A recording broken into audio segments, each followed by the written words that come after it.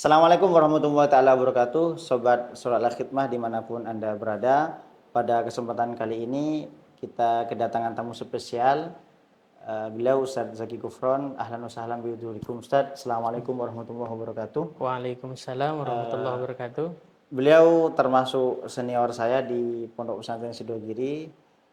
Termasuk beliau juga sebenarnya banyak jabatan Ustadz ya. Cuma beliau menyempatkan diri untuk hadir pada kesempatan kali ini. Alhamdulillah. Kalau boleh saya sepil Ustadz ya beberapa jabatan antum di Pondok Pesantren Gigi, Sidogiri. monggo, dah apa-apa, dah apa. Beliau termasuk di antara Dewan Pakar An-Najah Center Sidogiri dan beliau juga aktif di jurnalistik.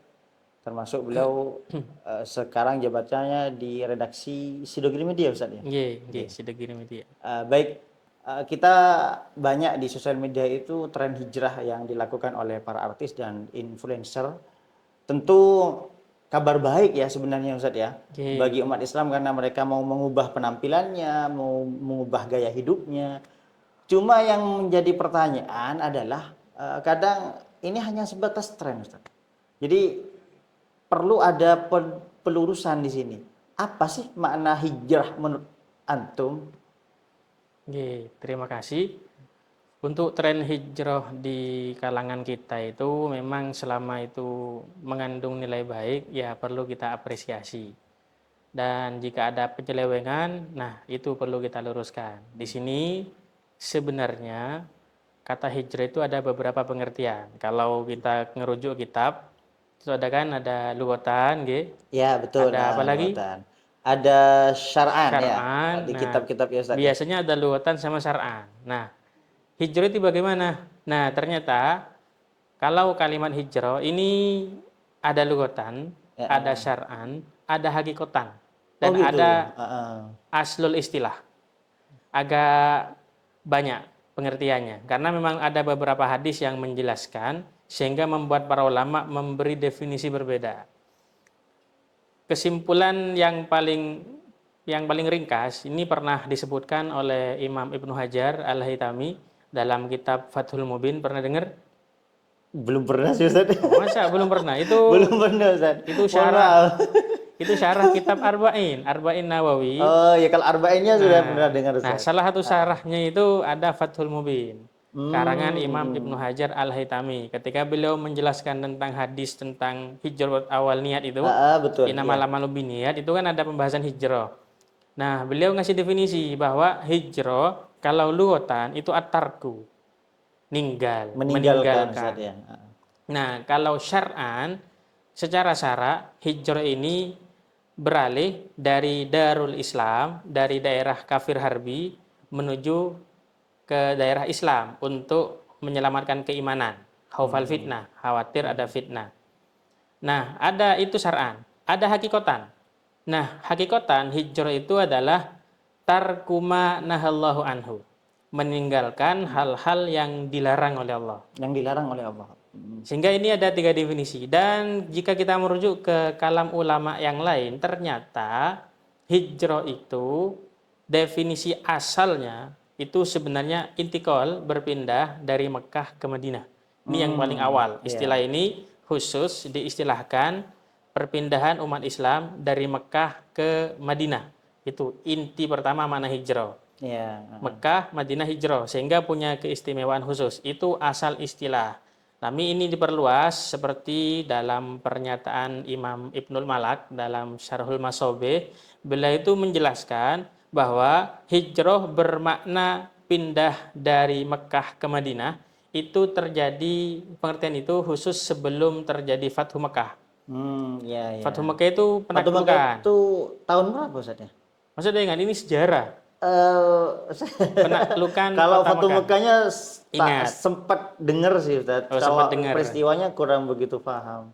Nah, Fathu Mekah itu ketika Mekah sudah ditaklukkan dan penduduknya beragama Islam sudah. Oh iya ya pernah dengar Ustaz, pernah dengar Ustaz. Hijrah itu kan awalnya hijrah dari Mekah ke Madinah itu kan awalnya karena di Mekah itu tekanannya begitu kuat dan Iya. umat Islam itu dituntut untuk pindah untuk Betul, betul, betul, menyelamatkan betul. keimanan. Nah, itu.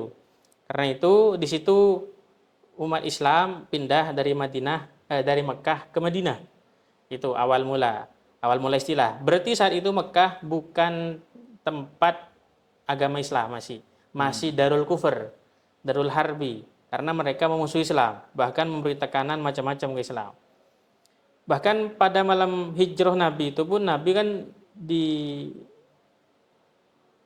akan dibunuh kan gitu ya. Ya. Ya, banyak siasat mereka untuk membunuh Nabi, cuma Nabi diselamatkan itu oleh Allah dengan beberapa mukjizat Kanjeng Nabi sehingga bisa lolos sebagaimana tertera dalam kitab-kitab sejarah gitu. Itu definisi aslinya begitu. Berarti awalnya hijrah itu beralih pindah dari Mekah ke Madinah. Kemudian setelah Fathu Mekah, istilah hijrah itu lebih ke pembahasan pindah dari Darul Harbi ke Darul Islam. Menyelamatkan Darul keimanan. Harbi itu gimana Ustaz maksudnya? Darul Harbi itu kalau dua kata, Darun dan Harbun, itu kalau zaman sekarang mungkin wilayah yang membuat seorang muslim tidak bisa mengamalkan amalnya, tidak bisa menjalankan kegiatan agamanya dengan baik. Atau bisa dikatakan yang penduduknya mayoritas non muslim gitu Ustaz.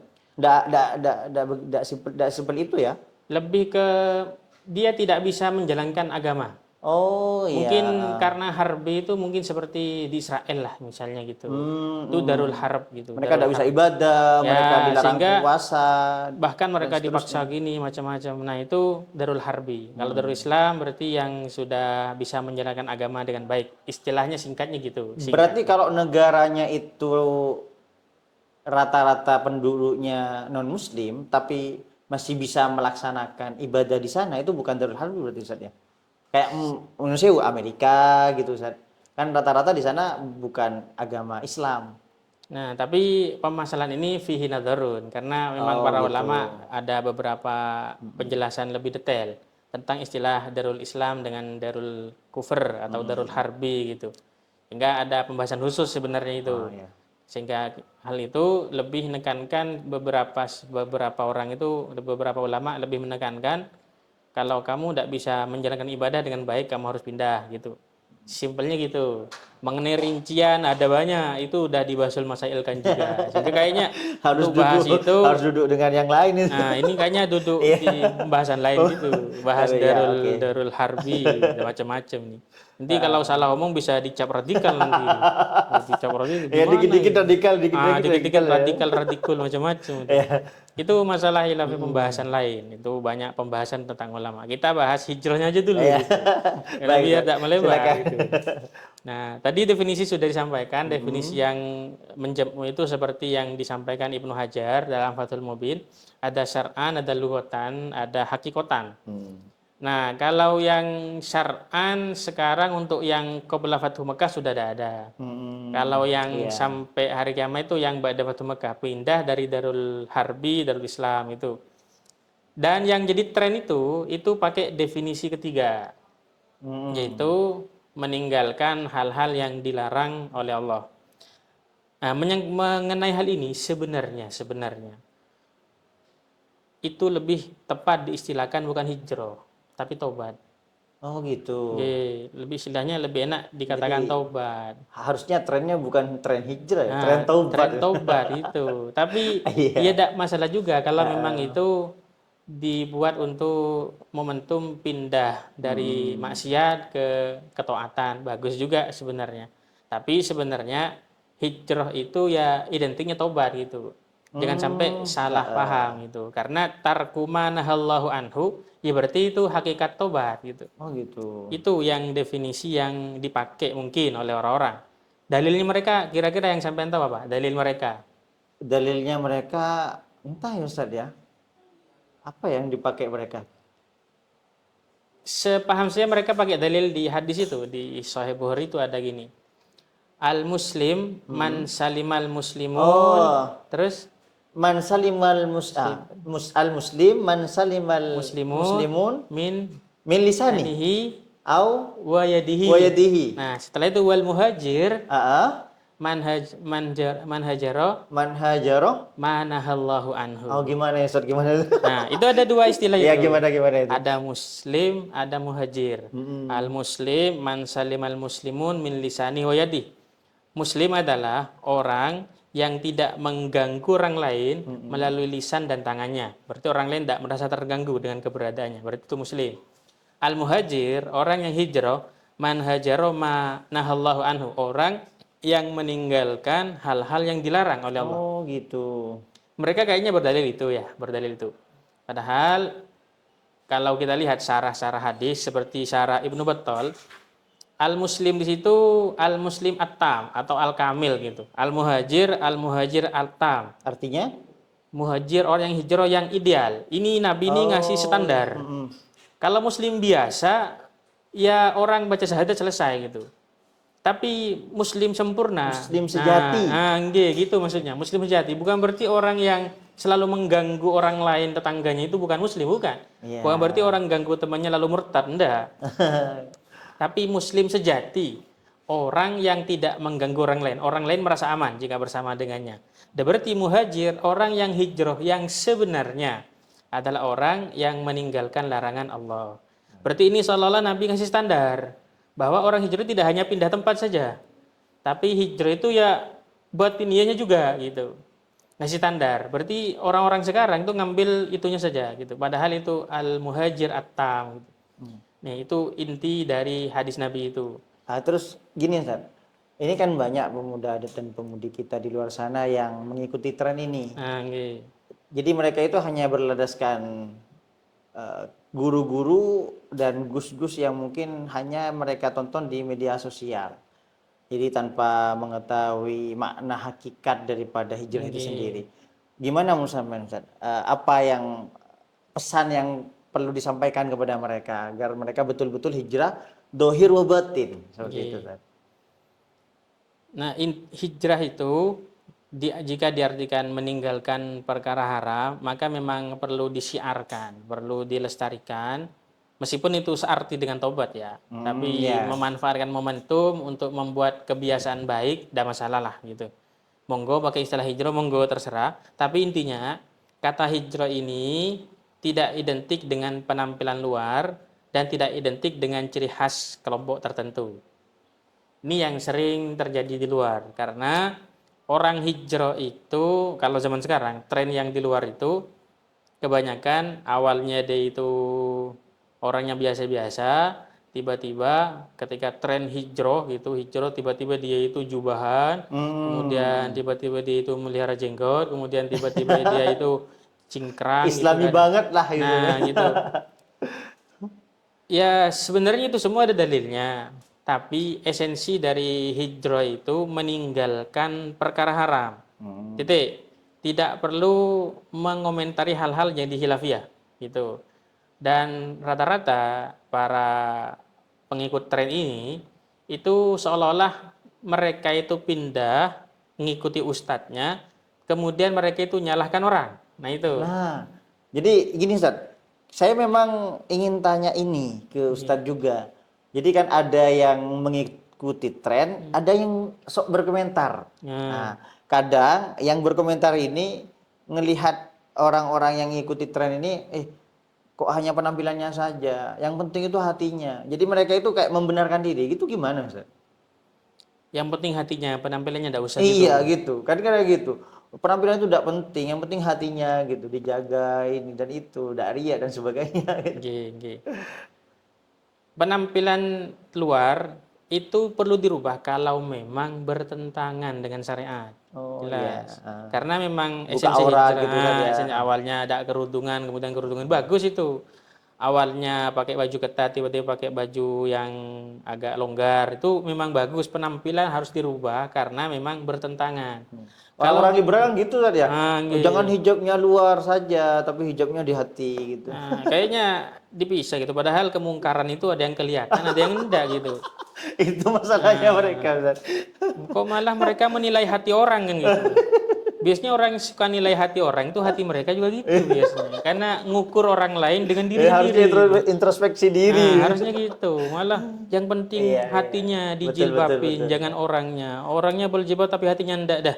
Yang ngurusin hati orang siapa gitu. Orang Iya, nahi iya. mungkar itu lihat dohir, ada orang tidak kerudungan yang suruh, meskipun hatinya juga tidak kerudungan gitu. Ada orang kerudungan ya sudah, kita tidak nahi mungkar, oh, dia udah patuh syariat, nutupi aurat. Meskipun hatinya pencuri misalnya, kita tidak tahu kan, Allah ya tawalla sarair kan gitu. Ini malah orang-orang disuruh jadi wali semua muka syafa gitu. Lihat hati orang kan gitu. Sehingga kalau penampilan luarnya mukhalif li syariah ya sudah berubah. Kalau enggak ya terserah. Kalau mau pakai sunnah tidak apa-apa, misalnya dia tiap hari pakai baju seragam biasa nutupi aurat, pakai sarung biasa nutupi auratnya. Kemudian dia hijrah, dia terserah mau tetap pakai begitu atau mau pakai baju putih karena termasuk pakaian yang sangat dicintai Rasul, tidak apa-apa juga. Tapi bukan berarti dia harus pakai jubah terus, tidak. Ini jangan terlalu diintikan ke situ. Intinya esensinya itu perkara haramnya ditinggalkan gitu. Iya. Kalau lahiriahnya tidak haram ya tidak masalah. Jangan berarti orang yang masih sarungan malah dianggap oh kamu udah hijrah, kamu masih begini, kamu masih jahiliyah. Nah, itu salah. Padahal penampilan dohirnya tidak bertentangan dengan syariat gitu. Cuma ada kesunahan lain, monggo kalau mau ngamalkan sunnah, misalnya mau ngamalkan pakai baju putih atau mau melihara jenggot, monggo. Karena ada beberapa orang memang jenggotnya tidak tumbuh, ada itu. Jangan dicela itu. Memang tidak tumbuh, ada secara gen gitu. Tapi dikira oh ini tidak jenggot, Anda ikut syariat Nabi dah. Nggak mau sunnah gitu Oh kan ya. iya, padahal memang dia tidak tumbuh jenggotnya. Memang perlu cangkok jenggot gitu. Kan aneh orang-orang itu. Kayak nilai seenak hatinya gitu. Ya. Sehingga penilaian mereka itu kayak nilai dohir-dohir terus dan menganggap orang yang berbeda salah semua gitu.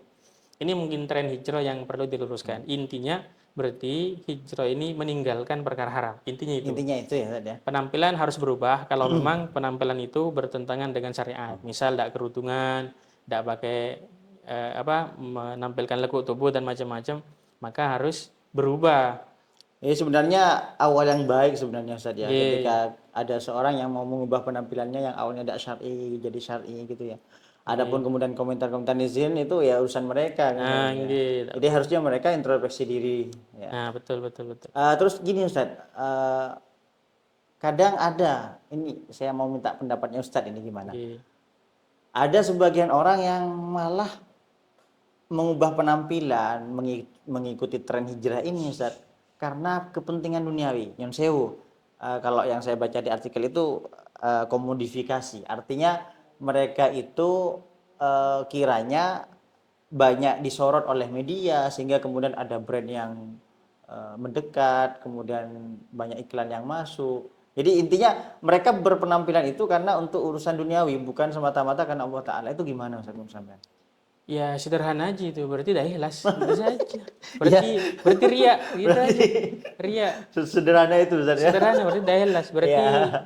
bukan lillahi ta'ala, tapi berarti lid dunia. Masuk ke hadis Nabi pertama di Arba'in itu innamal a'malu binniyat wa innamal likulli imrin Mana wa ya kalau nggak salah faman ya. kanat hijratuhu ila dunya yusibuha fa hijratuhu.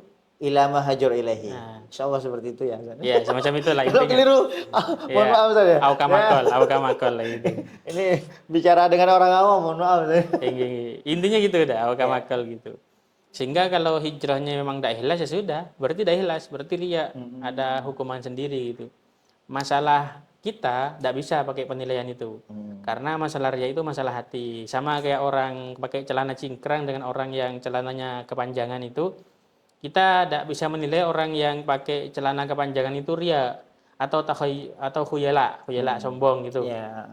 Karena itu masalah hati sebenarnya, sehingga kita tidak langsung bisa vonis, dan kita juga tidak bisa memvonis orang yang celana cingkrang itu tidak ria gitu atau khuyala, karena itu juga kembali ke masalah hati. Cuma secara dohir, masalah celana cingkrang itu memang anjurannya, memang celananya memang harus di atas mata kaki gitu misalnya. Tapi dulu Sayyidina Abu Bakar pernah melebihi itu, melebihi mata kaki ke bawah. Beliau takut, tapi dawuhnya Nabi, kamu begitu bukan karena sombong gitu. Yang dipermasalahkan itu kalau karena sombong. Karena sombongnya itu. Nah, karena itu berarti ini kembali ke hati sebenarnya. Penampilan tohir itu rata-rata cerminan hati, tapi tidak mutlak begitu, sehingga tidak bisa dipukul rata. Orang-orang yang pakai sarungan kepanjangan dikira sombong semua, belum tentu. Coba tanyakan, jadi dia memang baru belajar sarungan atau macam-macam gitu, atau memang ada ada ada panunya mungkin di betis sehingga diturun ke bawah gitu mungkin, yang tidak mau kelihatan orang ini, kita tidak tahu gitu, nggak bisa kita generalkan semua bahwa semua ini orang sombong gitu. Berarti orang yang tidak pakai celana cingkrang salah semua. Ya tidak mesti begitu. Rata-rata orang yang hijrah-hijrah begini ini gampang dicekoki begitu. Sehingga mereka itu merasa saya ini adalah orang yang paling benar ini. Orang lain ini salah semua ini. Ini udah tanda kiamat semua. Kayak gitu. Kayak orang baik itu tinggal dia gitu sama Iya. komunitasnya gitu. Nah ini wah ini komunitas mempercepat kiamat nanti gitu. Gitu. Ya mungkin cukup Ustaz ya, banyak sekali mungkin ilmu dan hikmah yang telah disampaikan oleh jenengan, semoga juga bermanfaat kepada pemirsa di rumah. Oke. Sekali lagi terima kasih Ustaz atas kerawan jenengan di podcast kita kali ini. Saya cukupkan podcast kali ini, semoga bisa bertemu di lain waktu Ustaz ya. Oke, insya Allah. Semoga sehat walafiat, Amin, amin, selalu amin. dijaga oleh Allah Ta'ala. Amin. Saya mohon maaf juga Ustadz kalau ada hal yang keliru daripada apa yang saya sampaikan barusan.